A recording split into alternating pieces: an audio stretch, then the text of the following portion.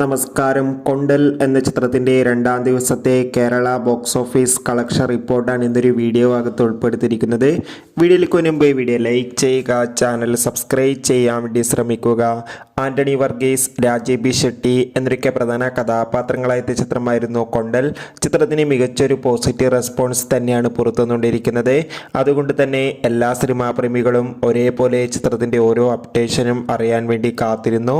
ചിത്രത്തിന് ഇന്നലെ രണ്ടാം ദിവസം മികച്ചൊരു ബുക്കിംഗ് തന്നെ നടത്തിയിട്ടുണ്ടായിരുന്നു. അതുകൊണ്ട് തന്നെ നമുക്ക് കിട്ടുന്ന അപ്ഡേറ്റുകൾ പ്രകാരം ചിത്രത്തിന് രണ്ടാം ദിവസം മാത്രം കേരളത്തിൽ നിന്ന് ഏകദേശം 1.5 കോടിക്ക് മുകളിൽ കളക്ഷൻ ലഭിക്കുമെന്നാണ് ട്രാക്കിംഗ് റിപ്പോർട്ടുകൾ സൂചിപ്പിക്കുന്നത്. എന്തായാലും ചിത്രത്തിന്റെ കൂടുതൽ കളക്ഷൻ റിപ്പോർട്ട് അറിയാൻ വേണ്ടി കാത്തിരിക്കാം.